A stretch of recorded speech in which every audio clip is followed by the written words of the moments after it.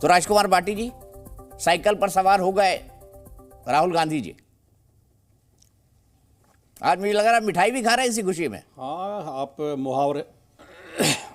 मुहावरे की भाषा में आप कुछ भी कह लें, पत्रकारिता के मुहावरे अलग ही होते हैं, लेकिन कुल मिला के ये है कि एक साथ आ गए और बहुत बढ़िया गठबंधन रहेगा, बहुत अच्छे परिणाम रहेंगे और भारतीय जनता पार्टी को उत्तर प्रदेश में भारतीय जनता पार्टी का रथ रोकने का काम करेंगे।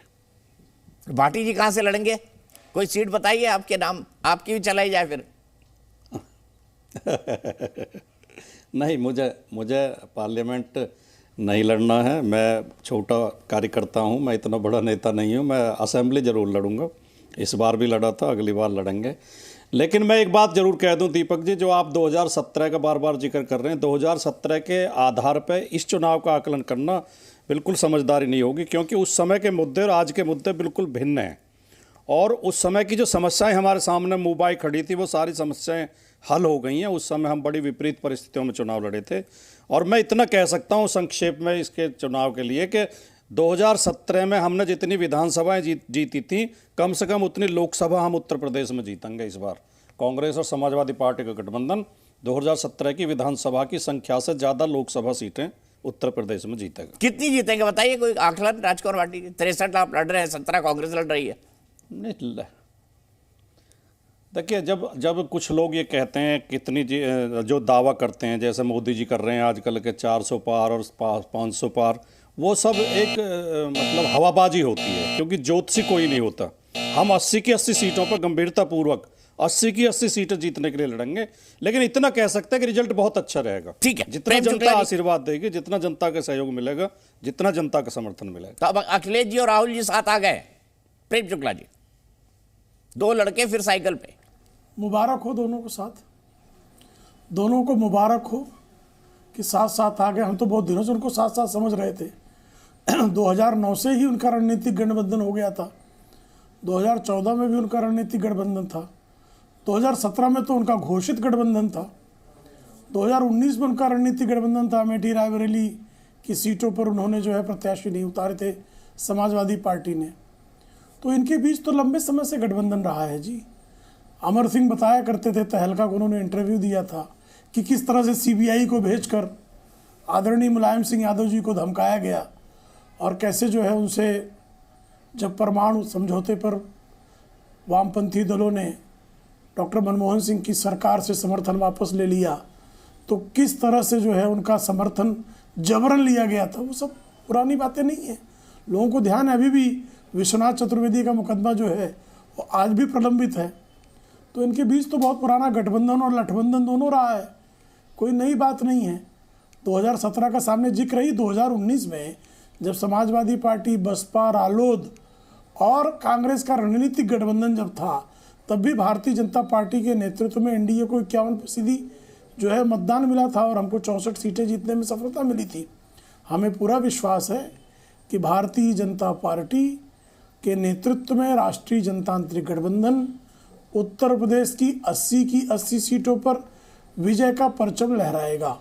2 लड़कों का जोड़ा, किस तरह से खाट सभाएं जो है जब तक चली तब तक समाजवादी पार्टी के कुशासन के सारे किस्से सुनाए जाते थे, और फिर जो है खटिया खड़ी बिस्तरा गुल हो गया, और फिर जो है कांग्रेस जो 28 सीटें विधानसभा में उसके पास 2012 में थी, वो 7 सीटों पर सिमट गई, और जो 225 सीटों के पास पहुंची हुई थी समाजवादी पार्टी, वो 50 सीटों के नीचे आ गई थी, हर किसी को पता है।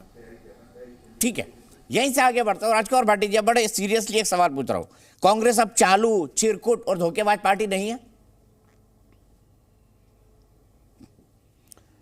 दीपक जी, अगर आप गंभीरता से पूछ रहे हैं तो गंभीरतापूर्वक आप ये भी विचार करिए कि इस देश की राजनीति को गठबंधन करना भारतीय जनता पार्टी ने सिखाया। भारतीय जनता पार्टी अगर आज सत्ता में है तो केवल गठबंधन के भरोसे पे है। माननीय अटल बिहारी वाजपेयी जी पहले 13 दिन के लिए प्रधानमंत्री बने, फिर 13 महीने के लिए, फिर 5 साल के लिए, तीनों बात गठबंधन के साथ बने और समझौता करके झुक के गठबंधन हुआ। अपने मूल मुद्दे छोड़े, इनके जो मूल 3 मुद्दे थे इन्होंने तीनों छोड़ने का ऐलान किया।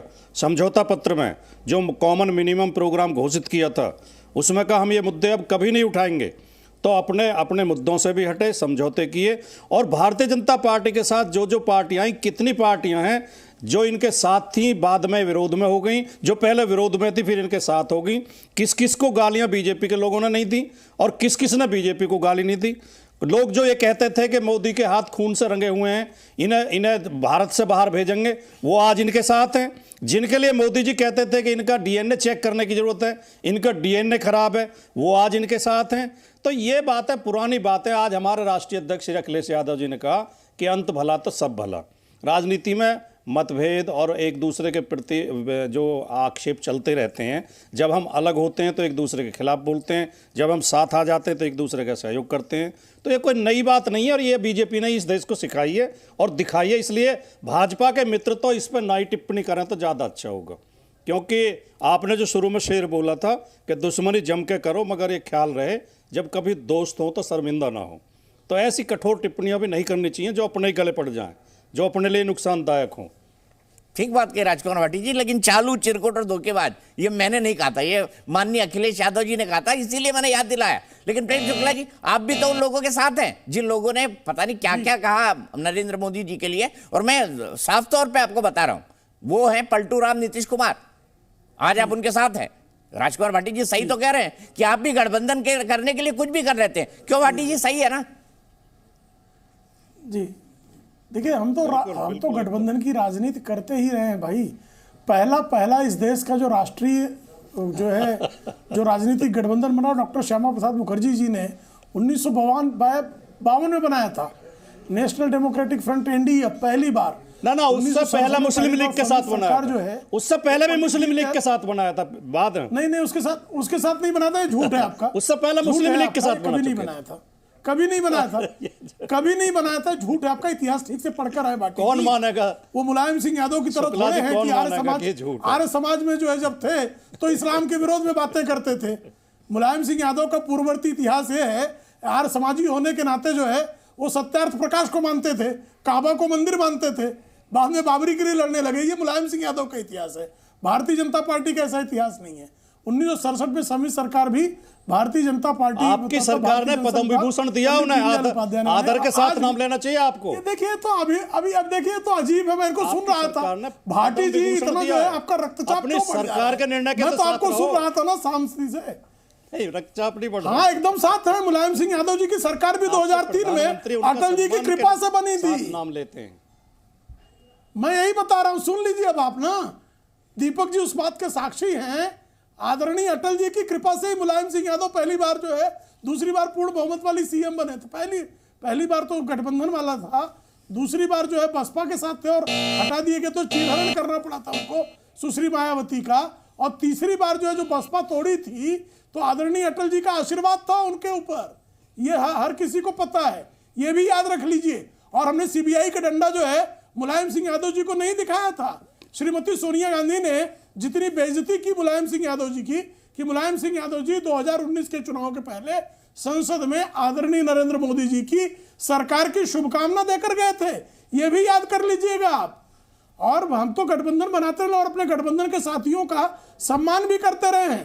303 सीटें आने के बाद भी अपने गठबंधन के साथियों को मंत्री पद से नवाजने का काम भारतीय जनता पार्टी ने किया था। सीबीआई का डंडा लेकर जो है जिस तरह से मुलायम सिंह यादव जी को अपमानित किया गया, किसी को हमने अपने गठबंधन के साथियों को अपमानित नहीं किया है। और 99 से लेकर 2008 तक सपा और कांग्रेस के बीच में किस स्तर की बातें हुई हैं उसको हम टेलीविजन पे कह नहीं सकते भाटी जी, हर कोई जानता है उसको। और दीपक जी उस काल के जो हैं प्रमुख पत्रकारों में रहे हैं, उसकी अमर सिंह के बीच में सहारा श्री, मुलायम सिंह यादव, अमिताभ बच्चन, चंद्रबाबू नायडू, ये सब मिलकर श्रीमती सोनिया गांधी के बारे में क्या बातें करते थे और श्रीमती सोनिया गांधी मुलायम सिंह यादव जी के बारे में क्या बातें करती थी। इतने निम्न स्तर की वार्ता कभी भी भारतीय जनता पार्टी ने अपने किसी साथी के बारे में कल्पना भी नहीं की है।